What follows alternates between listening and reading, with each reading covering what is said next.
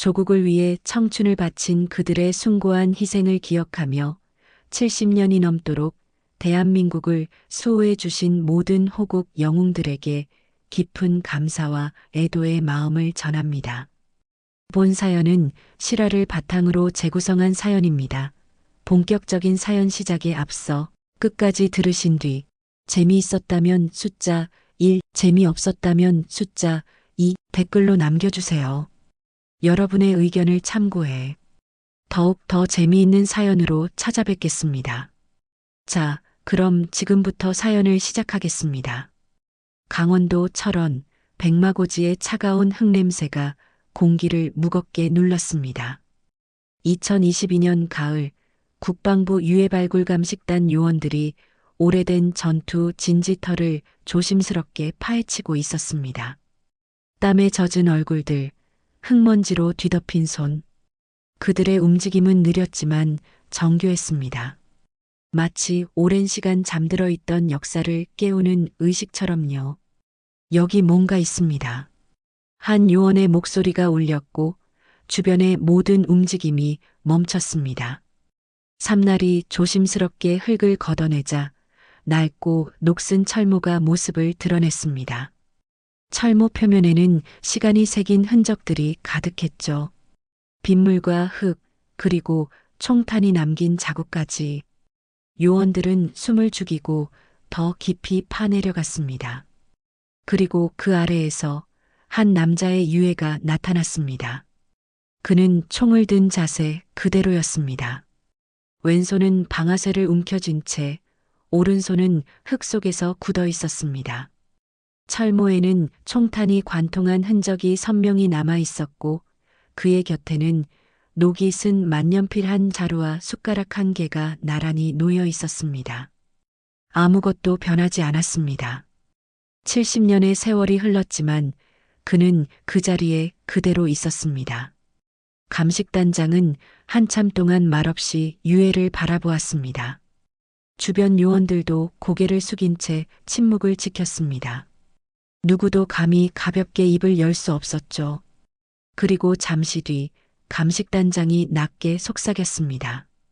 이분은 전투 중에 끝까지 싸우다 쓰러지신 겁니다. 그의 목소리엔 무게가 실려 있었습니다. 그 말엔 존경과 슬픔이 동시에 묻어났습니다. 70년 동안 이 흙 속에서 혼자 버텨온 한 사람의 마지막 순간을 상상하는 것만으로도 가슴이 먹먹해졌습니다. 발굴 현장엔 사진 기자들이 모여들었고 유해는 천천히 운반되기 시작했습니다. 그 모습을 지켜보던 한 젊은 요원이 조용히 말했습니다. 이분 이름이 뭘까요? 감식단장은 철모 안쪽을 확인하더니 흐릿하게 새겨진 글씨를 발견했습니다. 녹과 흙에 가려져 있었지만 그 글자는 여전히 읽을 수 있었습니다. 조윤성 하사. 그 이름이 불리는 순간 70년의 침묵이 깨어나기 시작했습니다. 한 젊은 영웅의 시간이 다시 깨어나고 있었습니다. 그가 세상을 떠난 해는 1952년, 그의 나이는 24살이었습니다. 그날 밤 감식단 사무실에는 긴급 회의가 열렸습니다. 컴퓨터 화면엔 조윤성 하사의 군 기록이 떠올랐습니다. 제2사단 예하 특수정찰부대 소속. 1952년 가을 백마고지 전투에서 실종. 유해 미수습. 그 짧은 기록 뒤에는 어떤 이야기가 숨어 있을까요? 유족 확인부터 시작합시다. 이분 가족이 있었을 겁니다. 감식단장의 말에 모두가 고개를 끄덕였습니다. 그리고 그들은 곧 알게 됐습니다. 조윤성 하사에게는 아내와 두 딸이 있었다는 것을요. 그가 떠나던 날 큰딸은 3살, 작은 딸은 이제 막 돌을 지난 아기였습니다. 며칠 후 서울의 한 아파트에 전화 한 통이 걸려왔습니다. 수화기를 든 사람은 조윤성 하사의 장녀 조영숙 씨였습니다. 올해 70이 넘은 그녀는 국방부 직원의 말을 듣는 순간 그대로 주저앉았습니다. 아버지 정말 오셨어요? 그녀의 목소리는 떨리고 있었습니다. 70년을 기다린 무게가 한순간에 밀려왔습니다. 그녀는 어머니 순이가 생전에 늘 했던 말을 떠올렸습니다. 그 사람은 도망치지 않는 사람이야. 끝까지 싸우던 그 사람이 나를 두고 그냥 가지 않았을 거야. 그 믿음이 지금 진짜로 현실이 되어 있었습니다. 영숙은 떨리는 손으로 서랍을 열었습니다. 그 안에는 오래된 만년필 한 자루가 고이 보관돼 있었습니다. 어머니가 평생 간직하던 그 펜. 아버지가 전쟁터로 떠나기 전 어머니 손에 쥐어준 그 물건이었습니다. 이걸로 내 이름 잊지 말아요. 전쟁이 끝나면 이걸로 계약서 쓰자. 우리 가게 열자고 했잖아.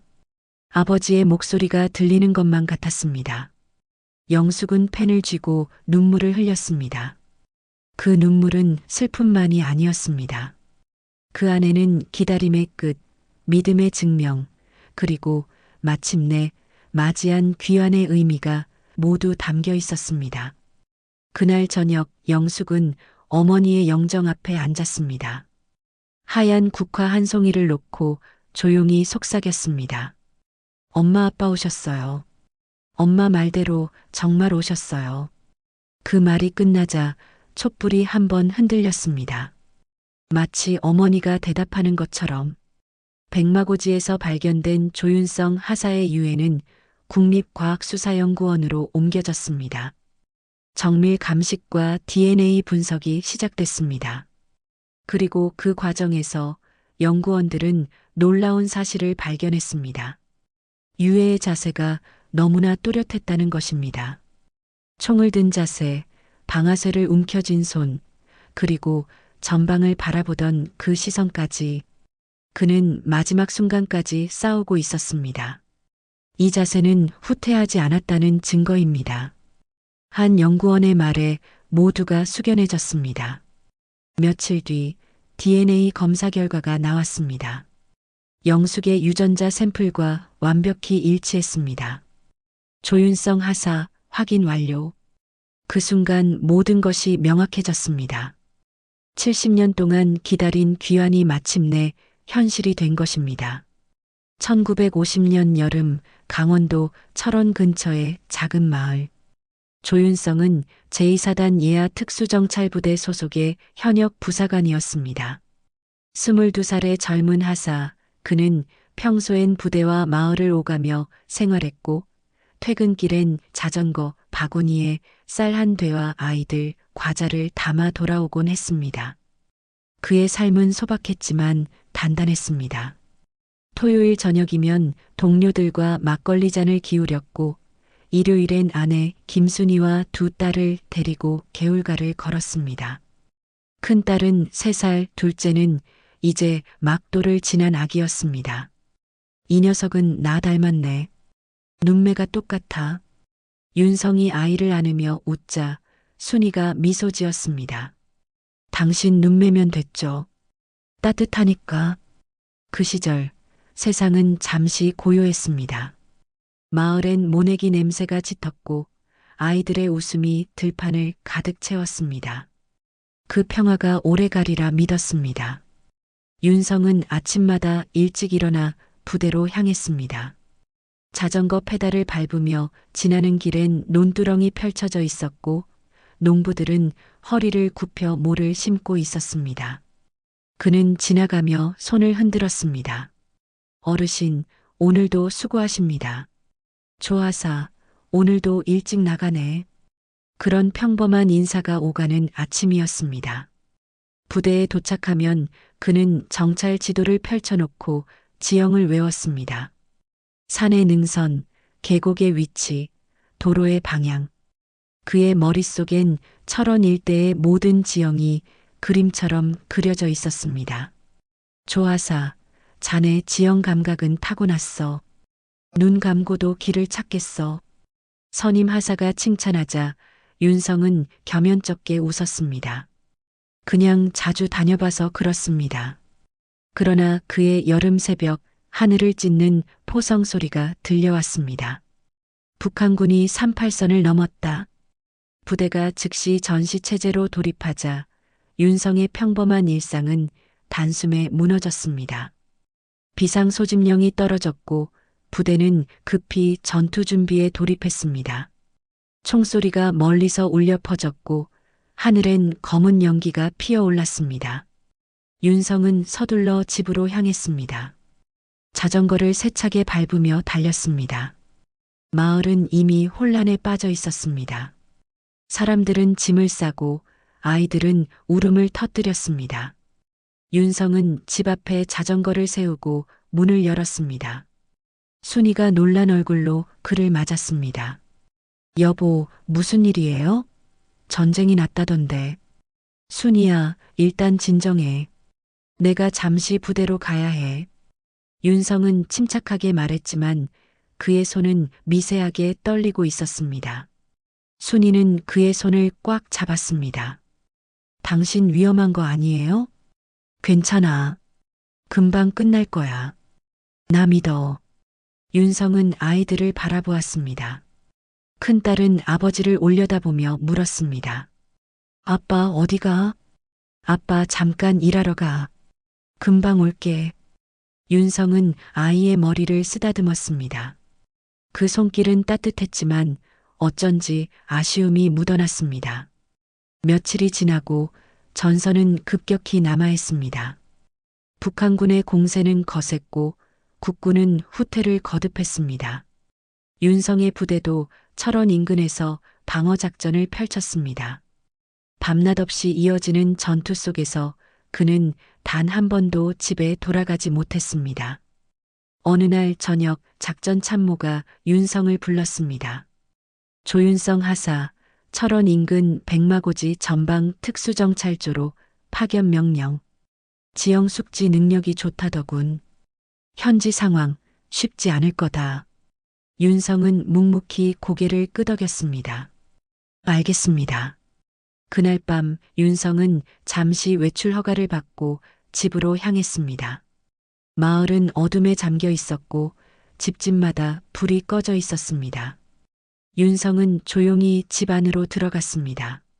순이는 아이들을 재우고 마루에 앉아 있었습니다. 그의 발소리를 듣고 고개를 돌렸습니다. 여보. 순이의 눈에 눈물이 고여 있었습니다. 윤성은 그녀 옆에 앉았습니다. 순이야, 잠시 다녀올게. 금방 끝날 거야. 당신 꼭 돌아올 거죠? 순이는 불안한 눈으로 물었습니다. 윤성은 조용히 주머니에서 작은 만년필을 꺼내 그녀의 손에 쥐어줬습니다. 이걸로 내 이름 잊지 말아요. 전쟁이 끝나면 이걸로 계약서 쓰자. 우리 가게 열자고 했잖아. 순이는 펜을 꽉 쥐었습니다. 당신 정말 돌아올 거죠?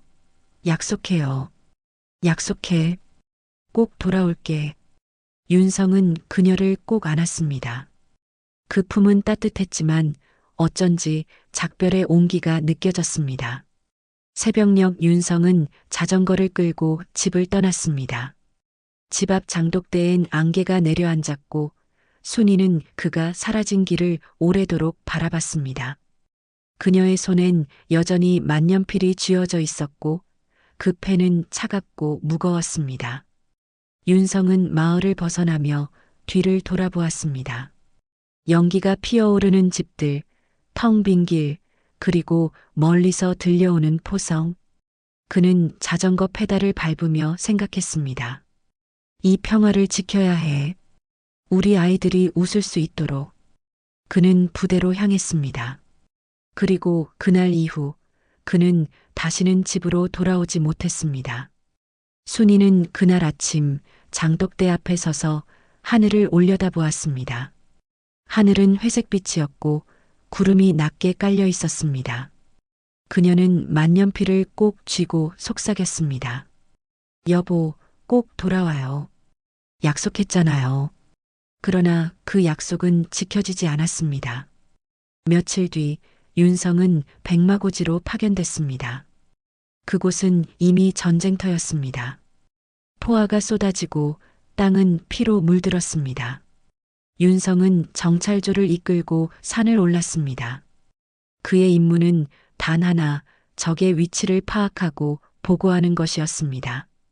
그러나 그 임무는 생각보다 훨씬 위험했습니다. 포탄이 쏟아지고 총탄이 날아왔습니다. 윤성은 부하들을 지키며 싸웠습니다. 그의 손에는 총이 쥐어져 있었고 그의 눈빛은 단단했습니다. 후퇴하지 마. 여긴 우리가 막는다. 그의 외침이 산을 울렸습니다. 그리고 그날 밤 윤성은 마지막 편지를 썼습니다. 만년필이 없어 연필로 썼지만 그 글씨는 또렷했습니다. 순이야, 미안해. 약속 못 지킬 것 같아. 하지만 난 도망치지 않았어. 끝까지 싸웠어. 아이들 잘 키워줘. 사랑해. 그 편지는 전달되지 못했습니다. 그리고 윤성은 그 자리에서 70년을 기다렸습니다. 1952년 가을, 철원 인근 백마고지는 불타는 산이었습니다. 밤낮을 가리지 않는 폭격에 흙은 피비린내로 눅눅했고 하루에도 10번씩 고지의 주인이 바뀌었습니다. 그곳은 더 이상 산이 아니었습니다. 죽음의 땅이었습니다. 윤성은 특수정찰조 10명을 이끌고 언덕을 올랐습니다. 그의 임무는 단 하나였습니다. 적 보급로 위치 확인 후 새벽 4시까지 보고 비탈진 능선을 타며 그들은 숨소리조차 삼켰습니다. 어둠 속에서 발소리 하나도 내지 않으려 조심했습니다. 윤성은 낮게 속삭였습니다. 조용히 움직여.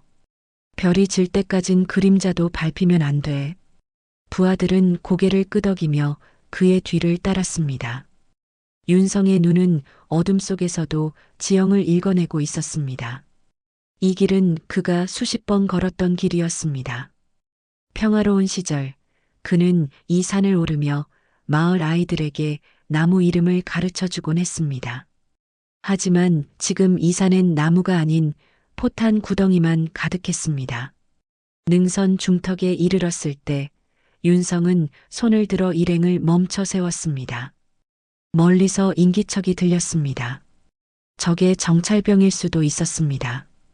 그는 손짓으로 병사들에게 엄폐 위치를 지시했습니다. 모두가 바위와 나무 뒤로 몸을 숨겼습니다. 숨소리마저 죽이고 기다렸습니다. 10분이 지났습니다. 인기척은 사라졌습니다. 윤성은 조심스럽게 고개를 들어 주변을 살폈습니다. 달빛이 희미하게 산등성이를 비추고 있었습니다. 안전하다고 판단한 그는 다시 손짓했습니다. 계속 간다. 조심해. 그들은 다시 움직이기 시작했습니다. 발걸음 하나하나가 조심스러웠습니다. 바위에 총이 부딪히는 소리조차 내지 않으려 애썼습니다. 긴장감이 등줄기를 타고 흘렀습니다. 그때 공기를 찢는 포탄 소리가 들렸습니다. 엄폐해. 머리 숙여. 윤성의 외침과 동시에 폭발이 일었습니다. 엄청난 충격이 땅을 뒤흔들고 뜨거운 흙이 얼굴에 쏟아졌습니다. 파편 하나가 윤성의 어깨를 스쳤고 철모가 짧게 울렸습니다. 귀가 먹먹해지고 눈앞이 하얗게 번졌습니다. 윤성은 이를 악물고 고개를 들었습니다. 주변을 확인했습니다. 부하 한 명이 다리를 움켜쥐고 신음하고 있었습니다. 괜찮아? 하사님 다리가. 이빨 악물어. 움직일 수 있어? 예. 윤성은 그를 일으켜 세웠습니다. 그리고 다시 전방을 응시했습니다. 포탄은 한 발이 아니었습니다. 이어서 두 번째, 세 번째 폭발이 일어났습니다. 적들이 그들의 위치를 포착한 것이었습니다. 젊은 이병이 공포에 질린 얼굴로 외쳤습니다. 하사님, 우리 다 죽는 겁니까? 윤성은 피 묻은 손으로 그를 붙잡았습니다. 입 다물고 버텨. 살아서 보고해야 돼. 우리가 무너지면 뒤에 있는 본대가 끝이야. 그의 목소리엔 힘이 실려 있었습니다.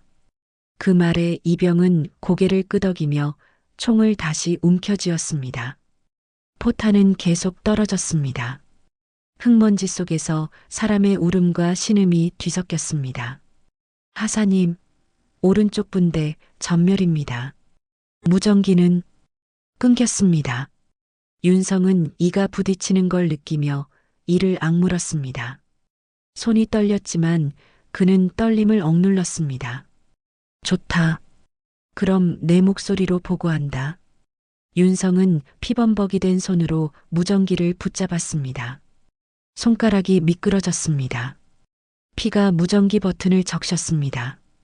그는 셔츠 소매로 손을 닦고 다시 버튼을 눌렀습니다. 100마일, 100마일. 좌표 확보 완료. 적 진지 3곳 확인. 교전 중. 후방 지원 요청. 말이 끝나기도 전에 또다시 폭발이 일었습니다. 윤성의 귀가 멍해졌고 세상이 하얗게 번졌습니다. 무전기가 손에서 떨어졌습니다. 그는 비틀거리며 무전기를 다시 집어들었습니다. 하지만 무전기에선 지지직거리는 잡음만 들렸습니다. 끊긴 것이었습니다. 그는 고개를 들었습니다. 언덕 아래에서 검은 그림자들이 몰려오고 있었습니다. 적의 함성, 그리고 불빛. 수십 명은 되어 보였습니다. 후퇴하지 마. 여긴 우리가 막는다. 윤성의 외침이 포화 속으로 파고들었습니다. 그는 총을 들고 방아쇠를 당겼습니다. 총열은 달아올랐고 손끝은 화상처럼 뜨거웠습니다. 탄피가 얼굴에 튀었지만 그는 멈추지 않았습니다. 숨이 가빠질수록 눈빛은 더 차가워졌습니다. 부하들도 그를 따라 총을 쏘았습니다. 10명의 정찰조는 수십 명의 적을 상대하고 있었습니다. 하지만 그들은 물러서지 않았습니다. 윤성이 있는 한 그들은 버틸 수 있었습니다. 적들이 점점 가까이 다가왔습니다. 20m, 15m. 윤성은 조준경을 들여다보며 침착하게 방아쇠를 당겼습니다. 한 명이 쓰러졌습니다. 하지만 뒤에서 또 다른 적이 달려왔습니다. 탄약 떨어졌습니다. 한 병사가 외쳤습니다. 윤성은 자신의 탄창을 던져주었습니다. 내 것 써. 하사님은요? 난 괜찮아. 쏴. 윤성은 권총을 꺼내 들었습니다. 탄환은 6발. 그는 신중하게 조준했습니다. 1발, 2발. 빗나가지 않았습니다. 적 1명이 쓰러지고 또 1명이 쓰러졌습니다. 하지만 탄환은 빠르게 줄어들었습니다. 여기서 무너지면 우리 아이들이 다친다. 그 생각 하나가 그를 버티게 했습니다. 순이의 얼굴이 떠올랐습니다. 큰딸이 웃는 모습이 눈에 선했습니다. 작은 딸이 우는 소리가 귓가에 맴돌았습니다. 미안하다 순이야.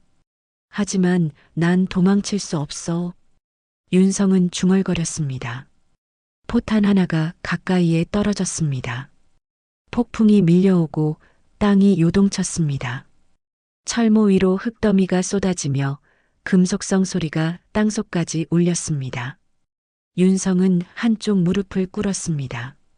몸이 흔들렸지만 그는 다시 일어섰습니다. 아직 안 돼. 그는 다시 총을 들었습니다. 숨소리가 피와 섞여 목에서 갈라졌습니다. 시야가 흐려졌습니다. 하지만 그는 방아쇠를 놓지 않았습니다. 부하 한 명이 그에게 다가왔습니다. 하사님, 철수하셔야 합니다. 안 돼. 여기서 버텨야 해. 하사님, 명령이다. 너희는 철수해. 나는 여기 남는다. 하사님을 두고 갈 순 없습니다.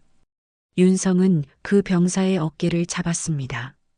살아서 돌아가. 그리고 내 가족에게 전해줘. 내가 도망치지 않았다고. 병사는 눈물을 흘렸습니다. 하사님, 가. 윤성의 외침에 병사는 고개를 숙이고 산을 내려갔습니다. 그리고 윤성은 홀로 남았습니다. 포탄이 계속 떨어졌습니다. 하늘은 붉게 타올랐고 땅은 갈라졌습니다. 윤성은 방어진지에 몸을 숨기고 총을 겨눴습니다. 적들이 다가오고 있었습니다. 그는 마지막 남은 탄환을 확인했습니다. 세 발. 그는 심호흡을 했습니다. 첫 번째 탄환. 적 한 명이 쓰러졌습니다. 두 번째 탄환. 또 한 명이 쓰러졌습니다. 마지막 탄환. 윤성은 방아쇠에 손가락을 걸었습니다. 순이야. 윤성의 입술이 아주 미세하게 움직였습니다. 미안하다. 하지만 난 도망치지 않았어. 그의 마지막 방아쇠가 당겨졌습니다. 짧은 총성 하나가 불길 속에서 울렸습니다. 그리고 윤성의 몸은 그대로 굳었습니다. 왼손은 방아쇠를 움켜쥔 채 멈춰 있었고 철모엔 포탄 파편이 남긴 깊은 흠집이 선명했습니다. 그의 눈은 여전히 하늘을 향하고 있었습니다. 마치 끝까지 싸우던 그 순간 그대로 멈춘 듯이. 새벽이 밝아왔습니다. 백마고지는 고요했습니다. 포성이 먹고 연기만 하늘로 피어올랐습니다. 윤성은 그 자리에 홀로 남아 있었습니다. 새벽이 밝아올 무렵 백마고지는 더 이상 산이 아니었습니다. 땅은 갈라졌고 방어진지들은 모두 무너져 내렸습니다.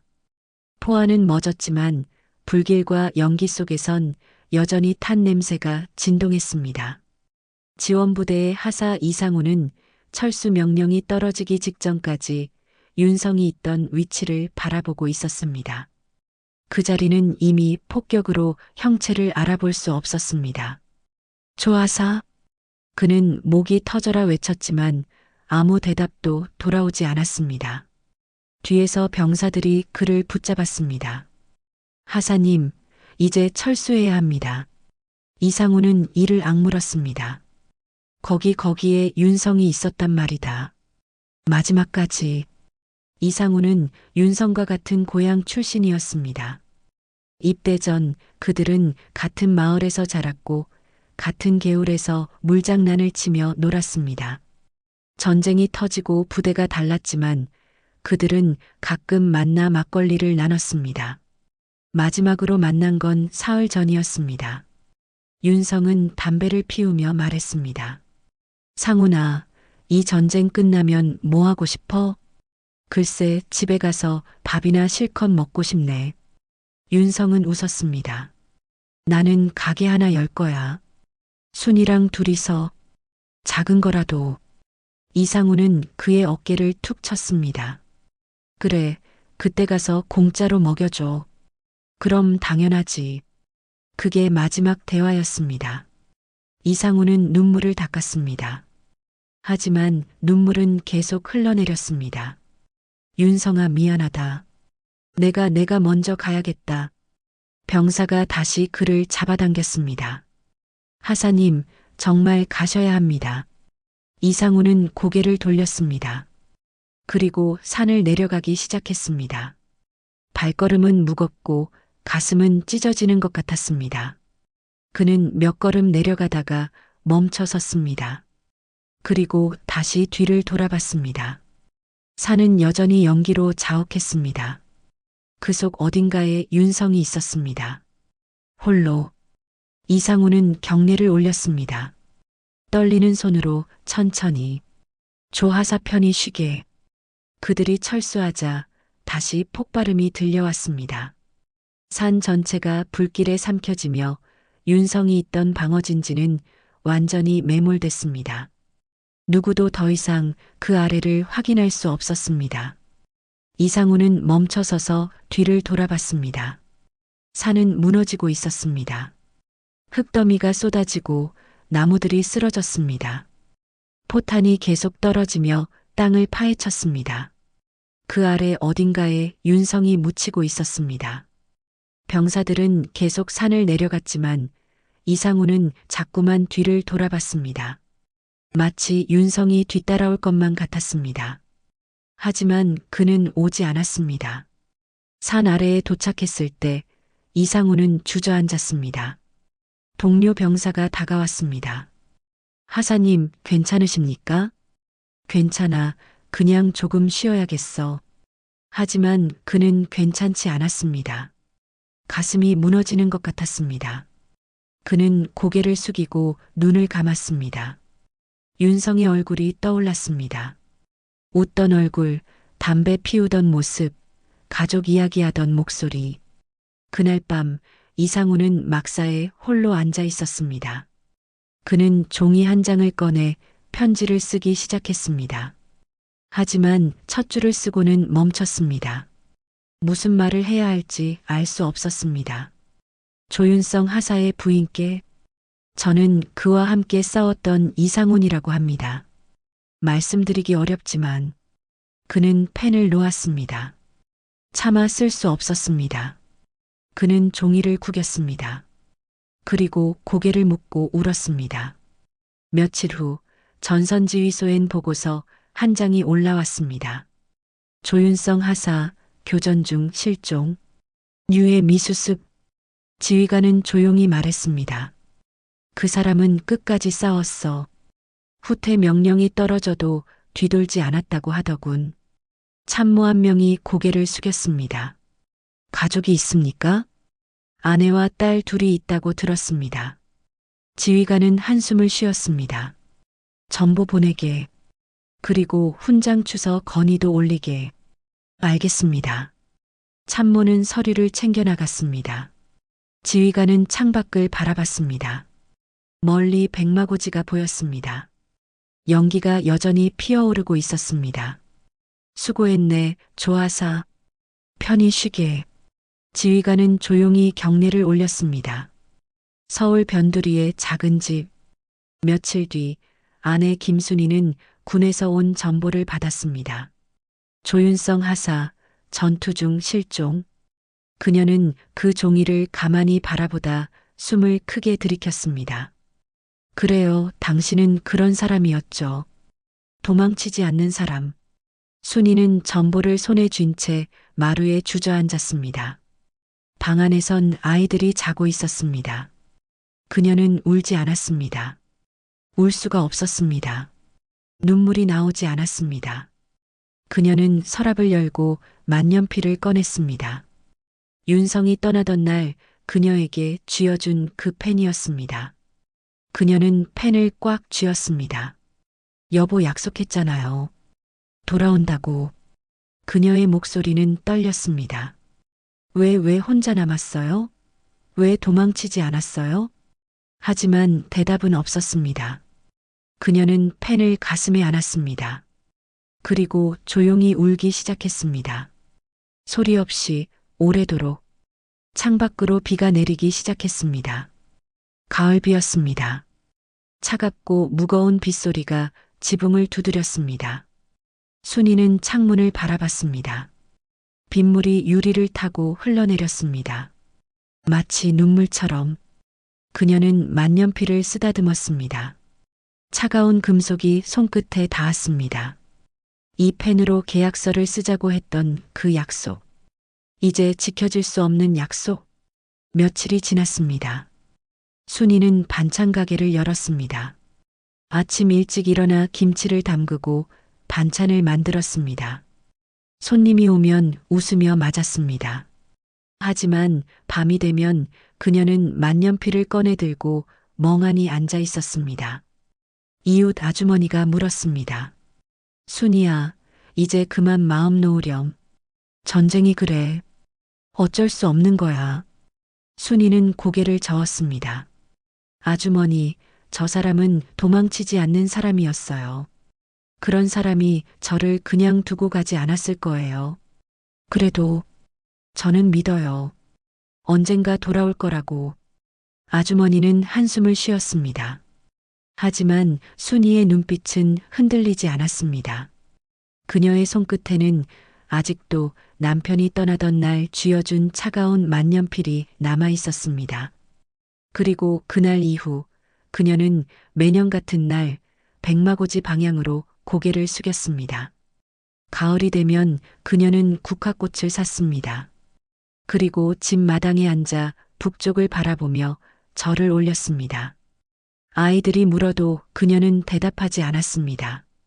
그저 조용히 절을 올릴 뿐이었습니다. 백마고지 위로 바람이 불었습니다. 그 바람은 차갑고 슬펐지만 어쩐지 따뜻하게 느껴졌습니다. 마치 오래 기다려온 누군가의 숨결처럼요. 전쟁이 끝났지만 순이에게 평화는 오지 않았습니다. 사람들은 이제 세상이 다시 돌아왔다고 말했지만 그녀의 시간은 그날 이후 멈춰 있었습니다. 서울 변두리의 좁은 골목, 순이는 두 딸의 손을 잡고 새 삶을 시작했습니다. 낡은 반찬 가게를 얻어 새벽부터 밤늦게까지 일했고 아이들이 잠든 뒤에는 늘 같은 자리에 앉아 창밖을 바라봤습니다. 큰딸은 이제 7살이 되었습니다. 학교에 다니기 시작했고 동생을 돌보는 법도 배웠습니다. 어느 날 저녁 큰딸이 물었습니다. 엄마, 우리 아빠는 어디 갔어요? 순이는 손을 멈췄습니다.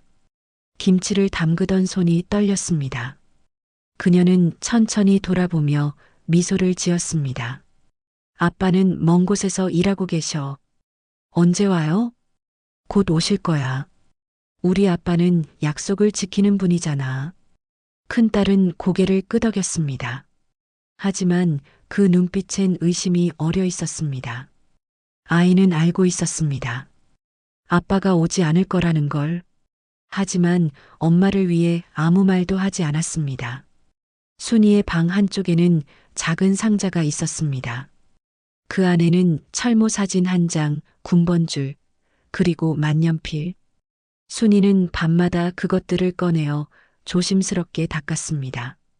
당신, 오늘은 비가 오네요. 이런 날엔 꼭 생각나요.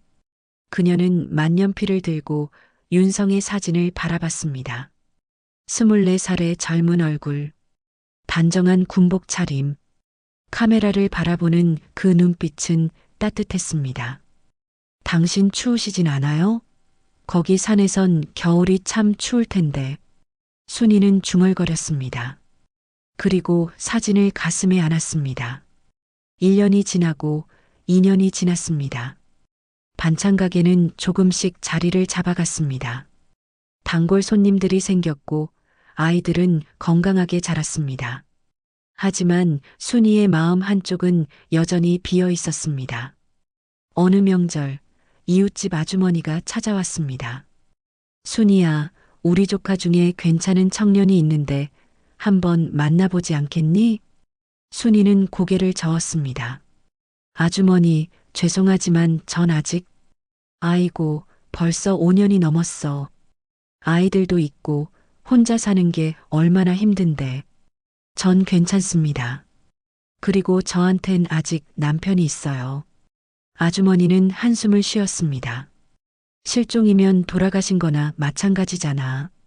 순이는 만년필을 꺼내 들었습니다. 아니에요. 제 남편은 살아있어요. 여기 제 손에. 그녀는 펜을 꽉 쥐었습니다. 아주머니는 더 이상 아무 말도 하지 못했습니다. 세월이 흘러 아이들은 장성했고 세상은 변했습니다. 하지만 순이의 벽엔 여전히 윤성의 군복 사진이 걸려 있었습니다.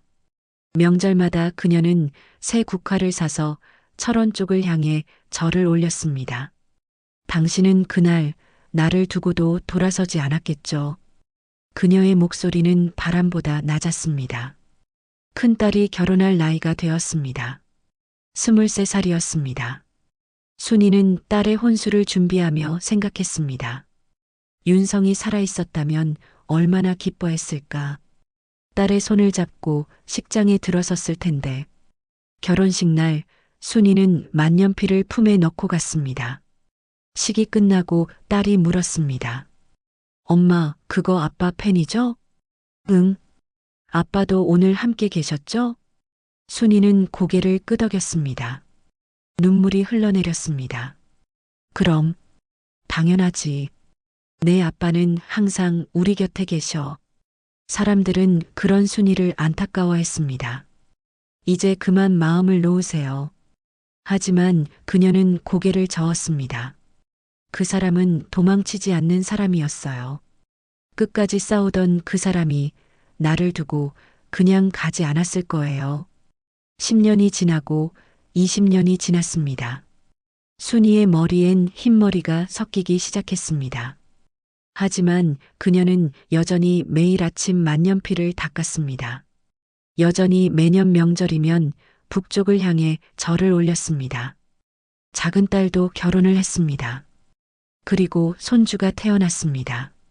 순이는 손주를 안으며 말했습니다. 애야, 이게 내 할아버지야. 사진으로밖에 못 보여줘서 미안하구나.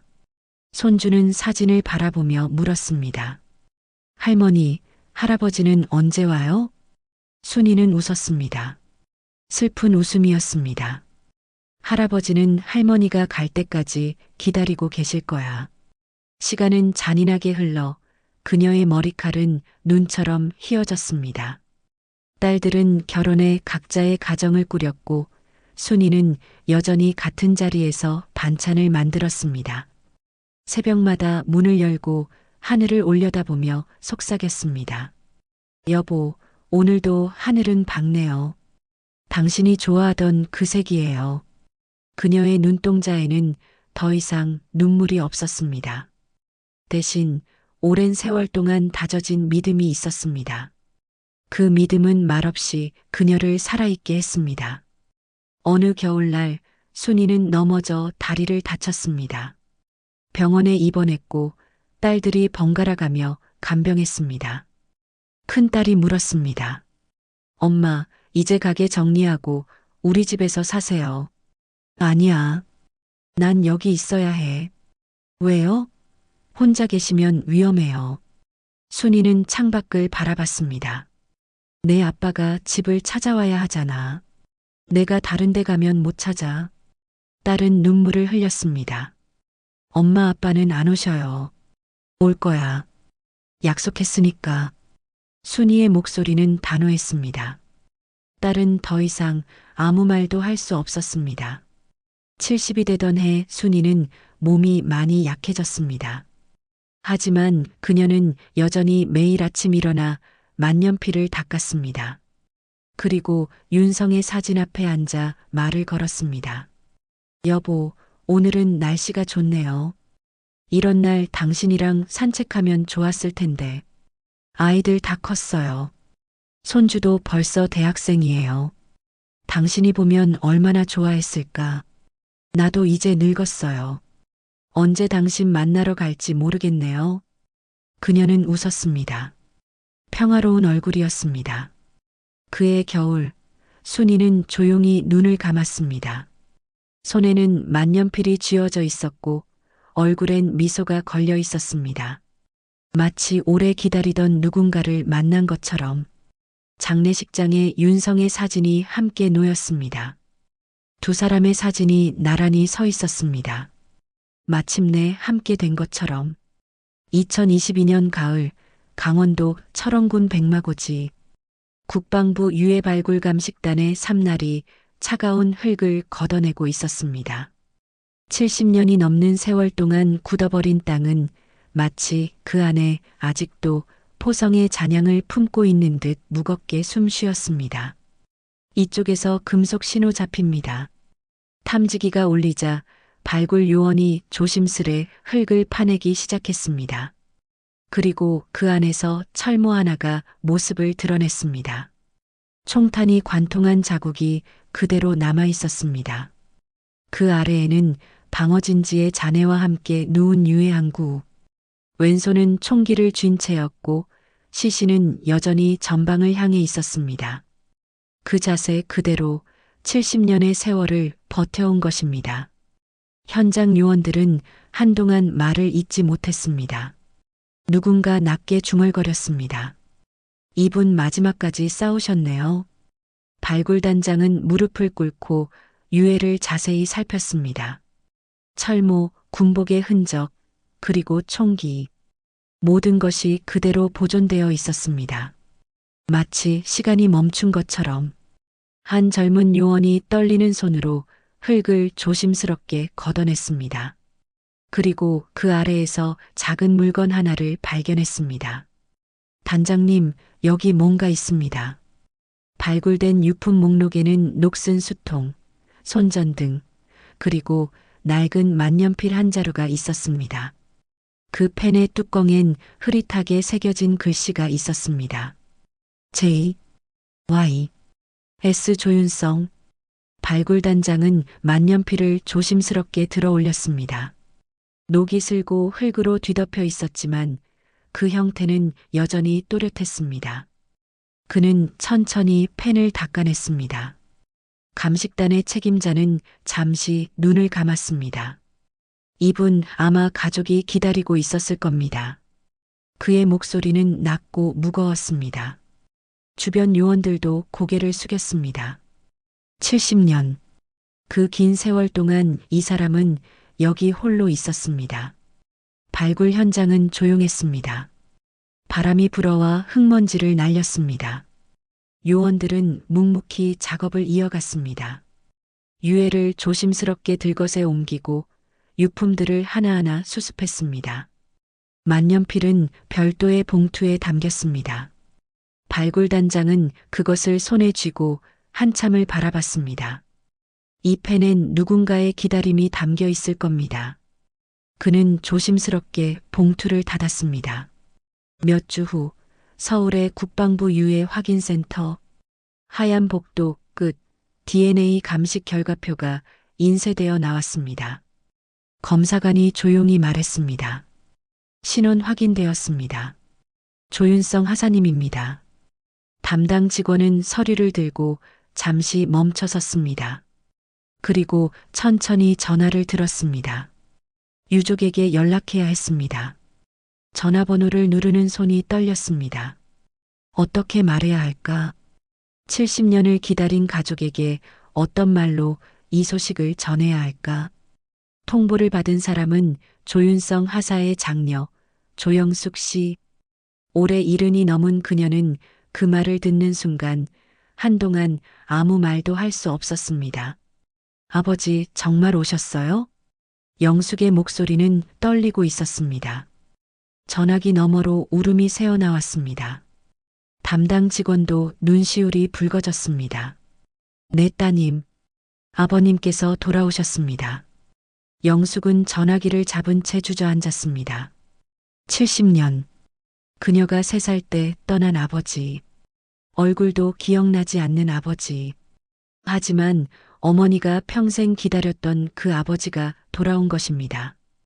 그녀는 어머니 순이가 생전에 늘 했던 말을 떠올렸습니다. 그 사람은 도망치지 않는 사람이야. 그 믿음이 진짜로 현실이 되어 있었습니다. 영숙은 전화를 끊고 동생에게 연락했습니다. 언니 무슨 일이에요? 아빠가 오셨어. 동생도 울음을 터뜨렸습니다.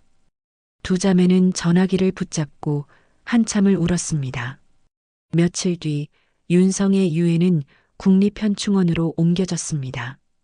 의장대가 묵묵히 관을 들고 걸어가자 그 옆에서 영숙은 떨리는 손으로 만년필을 꺼냈습니다. 그 펜은 이제 더 이상 녹슬지 않았습니다. 발굴 현장에서 수습된 만년필은 복원 작업을 거쳤습니다. 녹을 제거하고 조심스럽게 세척했습니다. 그리고 영숙에게 전달되었습니다. 영숙은 펜을 받아들고 한참을 바라봤습니다. 이 펜을 어머니가 평생 간직했던 것처럼 이제는 자신이 간직할 차례였습니다. 아버지, 어머니도 이제 안심하실 거예요.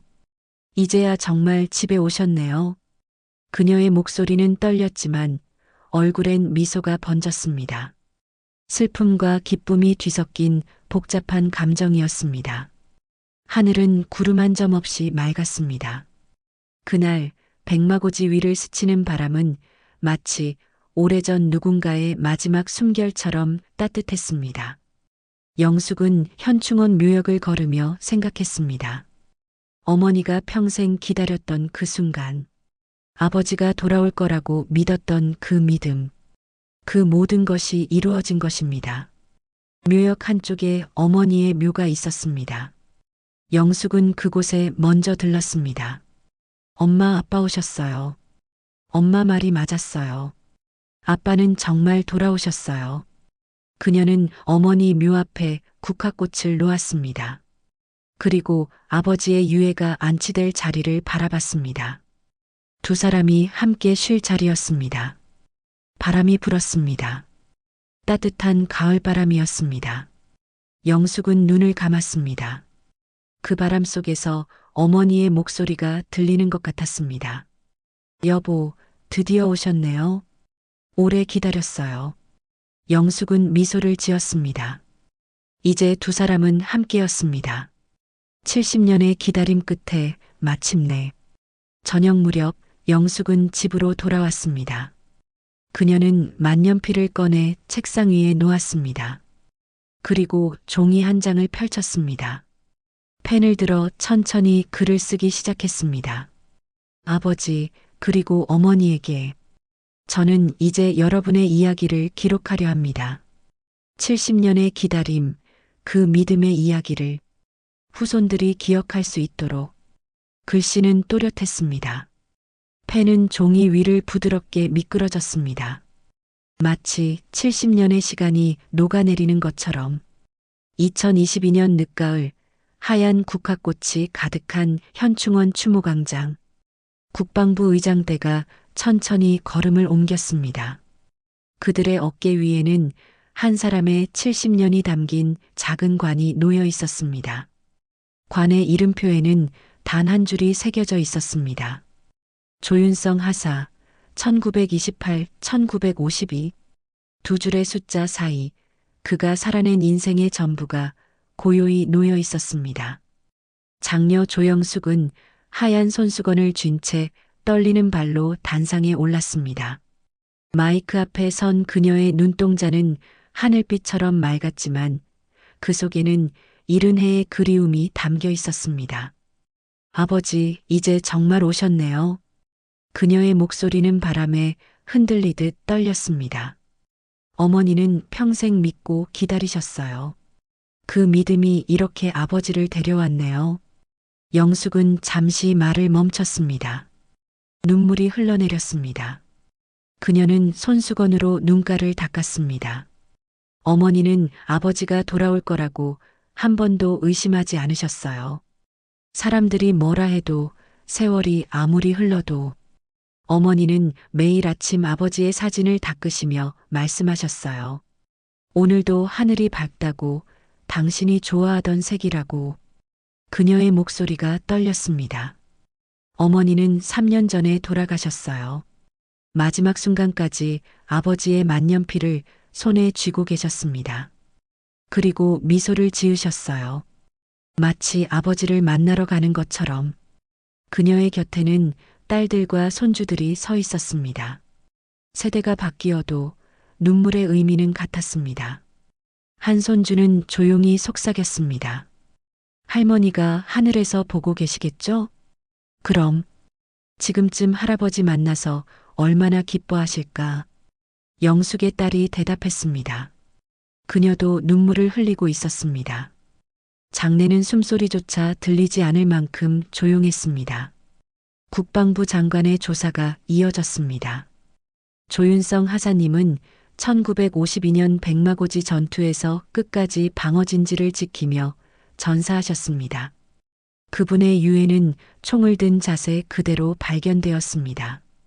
그는 조국의 아들이었고 지금은 모든 국민의 아버지입니다. 장관은 잠시 말을 멈추고 관을 바라봤습니다. 70년. 그 긴 세월 동안 조윤성 하사님은 홀로 그 자리를 지키셨습니다. 추위와 더위, 비와 눈을 견디며. 그리고 오늘 마침내 집으로 돌아오셨습니다. 장관의 목소리도 떨렸습니다. 그는 고개를 숙여 묵념했습니다. 그 말에 영숙의 눈물이 흐르기 시작했습니다. 그녀는 조심스럽게 주머니에서 낡은 만년필을 꺼냈습니다. 70년 전 어머니의 손에 남겨진 그 펜이었습니다. 그녀는 두 손으로 그것을 쥐고 말했습니다. 이제 두 분이 다시 만났네요. 영숙은 펜을 가슴에 안았습니다. 펜은 따뜻했습니다. 마치 살아있는 것처럼. 의장대의 총성이 울렸습니다. 세 번의 예포가 하늘로 퍼졌습니다. 하늘은 높고 맑았습니다. 바람이 불자 국화꽃잎이 하늘로 흩날렸습니다. 첫 번째 예포. 참석자들은 모두 고개를 숙였습니다. 두 번째 예포. 꽃잎이 바람에 날렸습니다. 세 번째 예포. 하늘로 올라간 소리는 멀리 퍼져나갔습니다. 영숙은 고개를 들어 하늘을 바라봤습니다. 구름 사이로 햇살이 쏟아지고 있었습니다. 그 순간 영숙은 미소를 지었습니다. 아버지, 이제 편히 쉬세요. 이제 정말 집에 오신 거예요. 그녀의 목소리는 떨렸지만 그 얼굴엔 평화가 깃들어 있었습니다. 식이 끝나고 사람들이 하나둘 자리를 떠났습니다. 하지만 영숙은 관 앞에 남아 있었습니다. 그녀는 무릎을 꿇고 관에 손을 얹었습니다. 아버지, 저는 아버지 얼굴을 기억하지 못해요. 3살 때 헤어졌으니까요. 하지만 어머니가 평생 들려주신 이야기로 아버지를 알아요. 도망치지 않는 사람, 약속을 지키는 사람, 가족을 사랑하는 사람. 영숙은 눈물을 닦았습니다. 어머니가 그렇게 기다린 이유를 이제 알 것 같아요. 아버지는 정말 돌아올 사람이었으니까. 그녀는 일어섰습니다. 그리고 마지막으로 관에 절을 올렸습니다. 저녁 무렵 관은 묘역으로 옮겨졌습니다. 영숙은 어머니의 묘 옆에 마련된 자리를 바라봤습니다. 두 사람이 나란히 쉴 자리였습니다. 엄마 아빠 모셔왔어요. 이제 함께 계세요. 그녀는 두 묘 앞에 국화꽃을 놓았습니다. 하얀 국화와 노란 국화, 어머니가 좋아하던 꽃이었습니다. 그날 백마고지 위로는 붉은 석양이 내려앉았습니다. 그리고 그 아래에서 철모의 흠집처럼 깊게 새겨진 이름 하나가 조용히 빛나고 있었습니다. 영숙은 묘역을 떠나며 뒤를 돌아봤습니다. 석양빛이 묘비를 비추고 있었습니다. 그 빛은 따뜻하고 부드러웠습니다. 그녀는 만년필을 꺼내 들었습니다. 그리고 조용히 속삭였습니다. 이 펜으로 약속을 지킬게요. 두 분의 이야기를 우리 후손들이 영원히 기억하도록. 바람이 불었습니다. 따뜻한 바람이었습니다. 영숙은 미소를 지으며 걸음을 옮겼습니다. 멀리서 저녁 종소리가 울려 퍼졌습니다. 그 소리는 슬프지 않았습니다. 오히려 평화로웠습니다. 마치 오랜 여행을 마치고 집으로 돌아온 사람을 환영하는 것처럼. 현충원 입구에서 영숙은 다시 한번 뒤를 돌아봤습니다. 묘역은 저녁 어둠 속에 잠기고 있었습니다. 하지만 그 어둠은 차갑지 않았습니다. 따뜻한 어둠이었습니다. 안녕히 계세요, 아버지, 어머니. 다시 올게요. 그녀는 고개를 숙여 인사했습니다. 그리고 천천히 발걸음을 옮겼습니다. 하늘엔 별이 떠오르기 시작했습니다. 하나, 둘, 셋. 별들은 조용히 빛나고 있었습니다. 마치 오래 기다려온 두 사람을 축복하는 것처럼. 2023년 봄, 백마고지 기념관 앞에는 어린 학생들의 단체 사진이 걸려 있었습니다. 그 사이에 한 여성이 천천히 걸음을 멈췄습니다. 그녀는 조윤성 하사의 손녀, 조민정이었습니다. 민정은 전시관 안으로 들어서자 발걸음을 멈췄습니다. 벽면에는 발굴 당시의 사진이 걸려 있었습니다. 한 줄의 설명이 붙어 있었습니다. 1952년 백마고지 전투. 조윤성 하사, 총을 든 자세 그대로 발견되다. 민정은 손끝으로 사진 속 흙먼지를 덮은 철모를 바라보았습니다. 그리고 아주 천천히 미소를 지었습니다. 할아버지, 저도 오늘 이곳에 왔어요. 민정은 48살이었습니다. 그녀는 역사학을 전공했고 지금은 전쟁기념관에서 학예연구사로 일하고 있었습니다. 할아버지의 이야기를 듣고 자란 그녀는 자연스럽게 역사에 관심을 갖게 되었습니다. 그녀의 손엔 오래된 만년필이 들려 있었습니다. 70년 전 할아버지가 할머니에게 남기고 간 그 펜. 지금은 손녀의 손에서 반짝이는 빛으로 바뀌어 있었습니다. 민정은 펜을 쓰다듬었습니다. 이 펜으로 할머니는 평생을 기다렸고 어머니는 할아버지의 이야기를 기록했습니다. 그리고 이제 자신의 차례였습니다.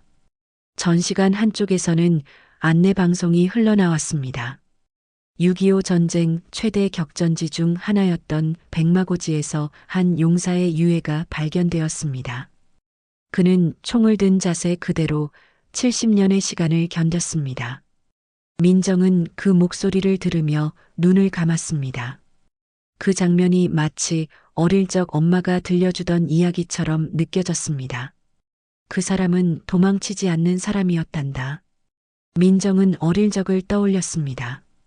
외할머니 영숙은 손녀를 무릎에 앉히고 할아버지 이야기를 들려주곤 했습니다. 민정아, 내 할아버지는 영웅이셨어. 조국을 지키기 위해 끝까지 싸우셨지. 할머니, 할아버지는 무서웠어요? 그럼, 무서웠을 거야. 하지만 용기를 내셨어. 가족을 지키기 위해서. 어린 민정은 고개를 끄덕이며 물었습니다.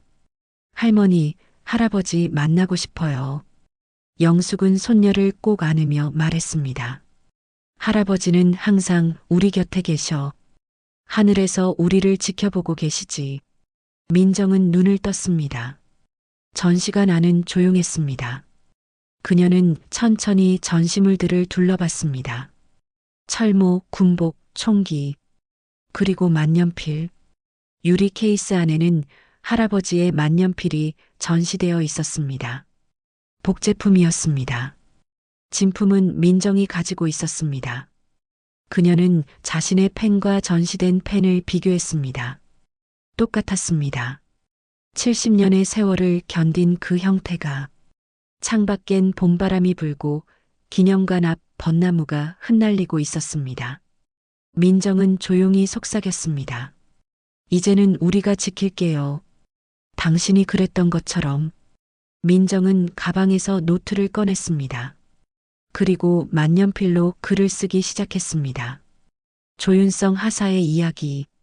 1928년에 태어나 1952년에 전사한 한 군인의 기록. 그리고 그를 70년 동안 기다린 한 여인의 사랑. 글씨는 또렷했습니다. 펜은 종이 위를 부드럽게 미끄러졌습니다. 그녀는 기념관을 나서며 하늘을 올려다보았습니다. 햇살은 따뜻했고 바람은 오래된 이름 하나를 부드럽게 쓰다듬고 있었습니다. 기념관 입구에는 방명록이 놓여 있었습니다. 민정은 펜을 들어 자신의 이름을 적었습니다. 조민정, 조윤성 하사의 손녀. 그 옆에 짧은 글을 덧붙였습니다. 할아버지, 저는 당신을 자랑스럽게 생각합니다. 당신의 희생으로 우리가 이렇게 평화롭게 살 수 있습니다. 감사합니다. 그녀는 펜을 내려놓고 방명록을 덮었습니다. 멀리서 들려오는 국기 개양식의 나팔 소리가 언덕을 타고 퍼져나갔습니다. 그 소리 속에는 한 젊은 병사의 숨결과 한 여인의 기다림, 그리고 그들의 후손이 이어갈 약속이 담겨 있었습니다. 민정은 언덕을 올라 백마고지를 바라봤습니다. 그곳은 이제 평화로운 산이었습니다. 나무가 자라고 새가 지저귀고 바람이 불었습니다. 하지만 그 산은 알고 있었습니다. 70년 전 이곳에서 무슨 일이 있었는지, 얼마나 많은 사람들이 싸웠고 희생했는지. 민정은 산을 향해 절을 올렸습니다. 깊고 정중하게. 할아버지, 그리고 이곳에서 싸우신 모든 분들, 감사합니다. 저희는 잊지 않겠습니다. 그녀는 일어서서 만년필을 가슴에 안았습니다. 펜은 따뜻했습니다. 마치 살아있는 것처럼. 저녁 무렵 민정은 서울로 돌아가는 차에 올랐습니다. 창밖으로 백마고지가 멀어져 갔습니다. 그녀는 펜을 꺼내 들고 다시 노트를 펼쳤습니다. 이 이야기는 끝이 아닙니다. 이것은 시작입니다. 우리가 기억하는 한 조윤성 하사와 김순희 여사의 이야기는 계속될 것입니다. 세대를 넘어 영원히. 그녀는 펜을 내려놓고 창밖을 바라봤습니다. 해가 지고 있었습니다. 하늘은 붉게 물들었습니다. 아름다운 석양이었습니다. 민정은 미소를 지었습니다. 어둠이 천천히 내려앉았습니다. 하늘은 점점 짙은 남색으로 변해갔습니다. 그리고 백마고지 위로 별이 하나둘 떠올랐습니다. 하나, 둘, 셋. 별들은 조용히 빛나고 있었습니다. 그 빛은 영원히 꺼지지 않을 것입니다. 우리가 기억하는 한. 자, 오늘의 사연이 끝났습니다. 여러분의 판단은 어떠셨나요? 재미있었다면 숫자 1, 아니었다면 숫자 1을 댓글로 꼭 남겨주세요. 그리고 구독과 좋아요는 영상을 만드는데 큰 힘이 됩니다. 감사합니다.